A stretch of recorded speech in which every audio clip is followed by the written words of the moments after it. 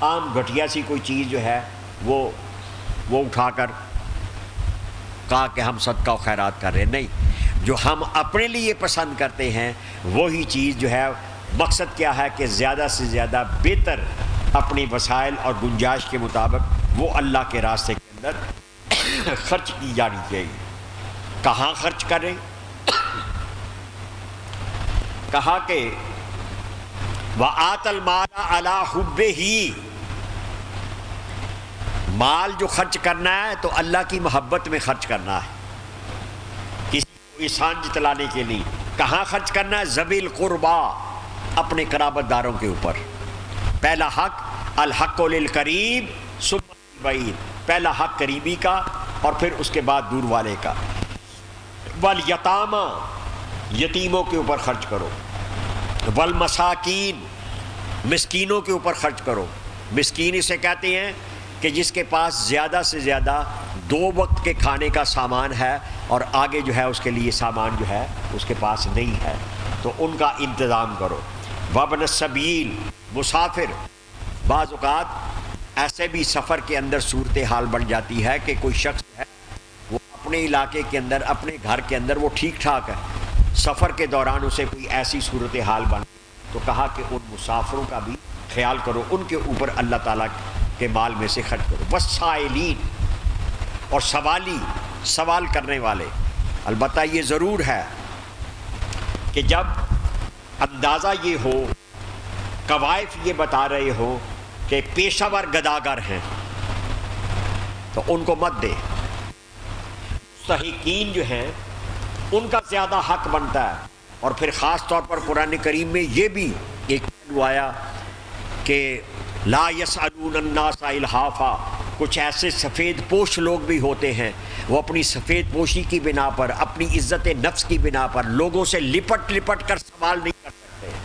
مانگ نہیں سکتے، دست سے سوال نہیں دراز کر سکتے، تو ان کا بھی خیال کرنا۔ وفر رقاب، اور گردنوں کو چھڑانے میں، گردنوں کو آزاد کرانے میں۔ پہلے تو غلامی ہوتی تھی، اب غلامی کی صورت جو ہے وہ تو کہیں کہاں کم ریئر قسم کی صورتحال عملاً رہ گئی، تو یہاں گردنوں کے مثال کے طور پر کوئی قرضے کے اندر پھنسا ہوا ہے،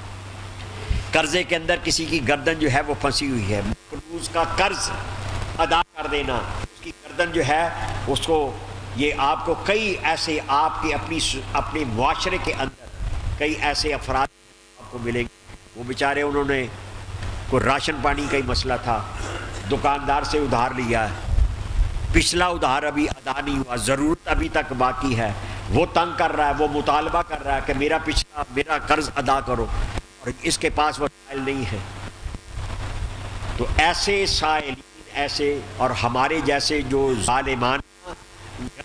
زر کا جو نظام جا رہا ہے، جو حالات ہیں وہ ہم اس وقت بہت بہتر طور پر سمجھتے ہیں، تو ان کو سمجھ کر اس کے مطابق اب اس کا بالکل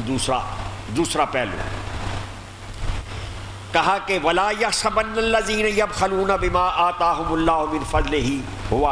لَهُمْ، کہ جو لوگ بخل کرتے ہیں، اللہ کے راستے کے اندر مال خرچ نہیں کرتے، اللہ نے توفیق دے رکھی تو رب فرماتا ہے کہ یہ ان کے لیے خیر نہیں ہے۔ اللہ کے دیے ہوئے مال میں سے خرچ کر کے، وہ حضور نے اس وقت ایسی قریب الفہم مثال بیان فرمائی، کہا کہ اگر تم اللہ کے راستے میں ایک کھجور خرچ کرتے ہو، مدینہ منورہ میں حضور یہ نصیحت فرما رہے ہیں، اگر تم ایک کھجور اللہ کے راستے میں خرچ کرتے ہو، اللہ تعالیٰ اس کھجور کی ایسے پرورش شروع کرتا ہے جیسے کہ تم اپنے بچڑے کی، اونٹ کے بچے کی، جانور کی نگہداشت کرتے ہو اور اس کو پروان چڑھاتے ہو، خوب اس کا خیال کرتے ہو، تو اللہ تعالیٰ اس ایک کھجور کی اتنی پرورش کرتا ہے، اتنی پرورش فرماتا ہے کہ اود پہاڑ کے برابر ایک کھجور کا ثواب تمہیں عطا کر دیتا۔ ہم مرتے ہیں، دنیا کے مفادات، دنیا مادی مفادات ہیں، ان سے جو ہے اسی کو سب کچھ سمجھتے ہیں۔ ایک منظر حضور پاک صلی اللہ علیہ وسلم نے ایسا بھی بیان فرمایا کہ قیامت کے روز، کئی رنگوں میں حضور نے بات کو سمجھایا، قیامت کے روز وہ مال جو جیسے قرآن کریم میں آتا ہے ان الذین یکنزون الذهب والفضة ولا ينفقونها فی سبیل اللہ فبشرهم بعذاب علیم، کہ جو لوگ سونا چاندی مال دولت اکٹھا کر لیا اللہ کے راستے کے اندر اسے خرچ نہیں کرتے، تو اے میرے حبیب ان کو دردناک عذاب کی خبر سنا دیں۔ حضور پاک صلی اللہ علیہ وسلم نے کئی رنگوں میں سمجھایا، کہا کہ ایسا مال جو اللہ کے بندوں کے حقوق اس میں سے ادا نہیں کیے جا رہے، قیامت کے روز وہ ایک ایسے اژدہا کی صورت میں، ایسے سانپ کی صورت میں جو بڑا زہریلا ہوگا اور اس کے سر کے اوپر دو چتیاں جو ہیں وہ نمودار ہوں گی، بڑا خوفناک، وہ آ کر لپٹ جائے گا اور بندہ جو ہے وہ گھبرا کر اس سے جان چھڑانا چاہے گا، بھاگے گا، تو وہ سانپ جو ہے وہ بولتا ہوا اسے پھنکارتا ہوا، آگ کے شعلے جو ہیں اس کے منہ سے نکل رہے ہوں گے، تو وہ آواز کیا آ رہی ہوگی، آنا مالوں کا، آنا کنزوں کا، میں تیرا مال ہوں، میں تیرا خزانہ ہوں جسے تو سنبھال کر رکھا کرتا تھا اور اللہ کے راستے کے اندر، تو آج تو کہاں بھاگتا۔ تو وہ قرآن کریم کی یہ آیت کریمہ ہمیں یہ بتاتی ہے وَلَا يَحْسَبَنَّ الَّذِينَ يَبْخَلُونَ بِمَا آتَاهُمُ اللَّهُ مِنْ فَضْلِهِ هُوَ خَيْرٌ لَهُمْ، جو بخل کرتے ہیں اللہ کے راستے کے اندر مال خرچ نہیں کرتے، تو وہ یہ مت سمجھے کہ یہ ان کے لیے خیر کا پہلو ہے، بل ہوا شر لہم، یہ ان کے لیے برا پہلو ہے، یہ ان کے لیے شر ہے، اس سے بچیں۔ سَيُطَوَّقُونَ مَا بَخِلُوا بِهِ يَوْمَ الْقِيَامَةِ، عن قریب قیامت کے روز ان کے گلوں کے اندر ان کا مال جو ہے اس کو توق بنا دیا جائے گا، اور توق بنا کے پھر آگے قرآن کریم کے الفاظ جو ہیں وہ اس طریقے سے سن لیں، وَمَا يُحْمَى عَلَيْهَا فِي نَارِ جَهَنَّمَ، ان کو جہنم کی آگ کے اندر وہ تپائے جائیں گے، ان کے مال جو ہیں ان کو گرم کیا جائے گا، اور فَتُقْوَى بِهَا جِبَاهُهُمْ، پھر ان کی پیشانیاں جو ہیں وہ داغی جائیں گی، وَجُنُوبُهُمْ، ان کے پہلو جو ہیں وہ داغے جائیں گے، وَظُهُورُهُمْ، اور ان کی پشتیں جو ہیں وہ داغی جائیں گی، هَذَا مَا كَنَزْتُمْ لِأَنفُسِكُمْ، یہ ہے جو تم اپنے جانوں کے لیے جمع کیا کرتے تھے، فَذُوقُوا مَا كُنتُمْ تَكْنِزُونَ، جو کچھ تم جمع کیا کرتے تھے اب اس کا مزہ چکھو۔ حدیث پاک میں اس کی تفصیل آئی ہے کہ ان کے جسم بہت بڑے بڑے بنا دیے جائیں، اور دولت جو ہے اس کو ایسے مثال کے طور پر جیسے 1 روپیہ ہے، 1 روپیہ جو ہے اس کو بنا کر اس کو گرم جسم بہت بڑے بڑے بنا دیے جائیں گے، وہ روپیہ پیشانی کے اوپر، اس کے پسلیوں پر، اس کی پشتوں کے اوپر 1 روپیہ لگایا جائے گا، گرم کر کے لگا کے، پھر اس کے بعد اس نے کہا کہ جب وہ ذرا سا گرمی دور ہوتی ہے تو وہ اس کی حدت جاتی رہتی ہے، اس کو دوبارہ گرم کیا جائے گا، اور یہ بھی نہیں ہوگا، حدیث میں تفصیل آتی ہے کہ ایک سکے کے اوپر دوسرا سکہ نہیں رکھا جائے گا، بلکہ اس کی ساری دولت جو ہے وہ اس طریقے سے پھیلا دی جائے گی، پھیلا کر پھر ان کے جسم جو ہے وہ اللہ تعالیٰ پناہ عطا فرمائے۔ یہ سارے مضمون کا خلاصہ رمضان المبارک میں نبی کریم صلی اللہ علیہ وسلم کا تو اپنا عمل مبارک یہ تھا کہ حضرت عباس فرماتے ہیں کہ حضور کی سخاوت جو ہے وہ رمضان المبارک میں اس چلنے والی ہوا سے بھی زیادہ ہو جاتی ہے۔ چلنے والی ہوا کے فیض سے کوئی شخص محروم رہتا ہے، کوئی جاندار؟ کوئی نہیں، سب کو چلنے والی ہوا کا فیض ملتا ہے، تو حضور چلنے والی ہوا سے بھی زیادہ فیض جو ہے وہ کیسے ممکن ہے؟ چلنے والی ہوا کا فیض جو ہے وہ تو صرف زمین کے سینے کے اوپر جب تک ہم موجود ہیں نا، تو ہمیں سانس کے لیے یہ چلنے والی ہوا کی ضرورت ہے،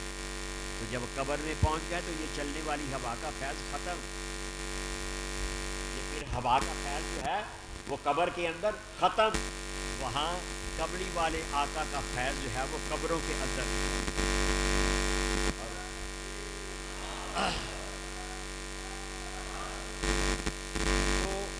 رمضان المبارک میں ایک ماحول بھی بنا ہوتا ہے، دوست احباب جو ہیں وہ اس اعتبار سے عام طور پر، حالانکہ مسئلے کی روح سے نہیں ہے، لیکن ان فضائل کو حاصل کرنے کے لیے جو حدیث پاک रमज़ान मुबारक में नेकी के अजर जो है वो बहुत ज़्यादा बढ़ जाता है, बहुत ज़्यादा बढ़ जाता है। तो उसके एतबार से आम तौर पर दोस्त अहबाब का ये इंतज़ाम होता है, उनकी ख्वाहिश होती है कि हम ज़कात भी अपनी रमज़ान मुबारक में अदा करें। और इस ज़कात के बारे में भी ये जान लीजिए। अच्छा, एक ऐलान भी सुन ले, यहाँ मुझे याद आ गया। तरावी आज यहाँ कुछ मुंतखब आयात का दर्स होता है मुख्तसर। आज तरावी की नमाज का जो दर्स होगा वो उन मुंतखब आयात का मामूल के मुताबिक नहीं होगा जिनकी कारी साहब तिलावत फरमाते हैं, बल्कि सवाल जवाब की नशस्त होगी। ये सबको ओपन दावत दे रहा हो कि किन्हें कोई नमाज का मसला पूछना है, कोई वज़ू का पूछना है, कोई रोज़े का पूछना है, कोई ज़कात का पूछना है, कोई निकाह तलाक का पूछना है, कोई जनाजे का पूछना है। तो आज सवाल जवाब की वैरायटी जो है वो सवालों की सूरत में इकट्ठी हो जाती है। कोई एक दोस्त एक सवाल करता है तो जवाब जो है वो सब सुनते हैं, तो वो गुलदस्ता बन जाता है मुख्तलिफ़ फूलों का, मुख्तलिफ़ रंगों के फूल जो हैं वो इकट्ठे हो जाते हैं गुलदस्ते। तो आज का दर्स ऐसे होगा। तो रमज़ानुल मुबारक के दौरान जब आप ये कर रहे हैं तो एहतमाम कीजिए। हमारे गुनाहों के कफ़ारे अदा होते हैं, मुआशरे और सोसाइटी के अंदर नेकी का नूर जो है वो फैलता है। वो आका सल्लल्लाहु अलैहि वसल्लम आखिरी अल्फाज आज के खुतबे के जो इरशाद फरमाते हैं कि तू रास्ते में जा रहा है तो रास्ते में कोई तकलीफ़ देने वाली कोई चीज़ पड़ी हुई है, आम राह में कोई रोड़ा पड़ा हुआ है, कोई पत्थर पड़ा हुआ है, कोई फिसला देने वाला छिलका पड़ा हुआ है, कोई कांटे पड़े हुए हैं, कोई झाड़ी पड़ी। हजूर फरमाते हैं कि तू उसको वहाँ से उठा के तू अलग कर देगा, अल्लाह ताला तेरे नामाए आमाल में 10 नेकियां शामिल फरमा देता है, 10 गुनाह मुआफ़ फरमा देता है और 10 दर्जे बुलंद कर देता है। जिस इस्लाम के निज़ाम रहमत के अंदर इस अंदाज की बशारतें और आमाल जो हैं वो मौजूद हो, तो हम बजाय इसके कि कांटे जो हैं वो रास्तों से उठाएं, हम कांटे बखेरते हैं, हम छिलके वहाँ फेंकते हैं और हम गुजरने वालों के लिए, ये तो आम दुनिया की मिसाल थी। तो मानवी तौर पर किसी को गुर्बत का कांटा चुभा हुआ है और किसी को मईशत उसकी तंग है, तो वो कांटे अगर आप निकाल देंगे अपने अमल के साथ तो अल्लाह ताला आपको भी सहूलतें जो हैं वो अता फरमाता है। तो रमज़ान मुबारक के इस माहौल के अंदर ज़्यादा से ज़्यादा नेकियाँ। ज़कात तो सिर्फ फ़र्ज़ है, वो तो 2.5%, वो तो मिनिमम एक रिक्वायरमेंट है, कम अज़ कम तकाजा ये है। उससे आगे बढ़कर सदक़ात व खैरात अपने मालों में से जिस नेकी का कोई शोबा जो है आपको नज़र आए, अल्लाह पाक ने आपको तौफीक और गुंजाइश दे रखी है, तो हर शोबे के अंदर जहाँ जहाँ भी आप कर सकते हो नेकियों करें। अल्लाह ताला हम सबको तौफीक अता फरमाए।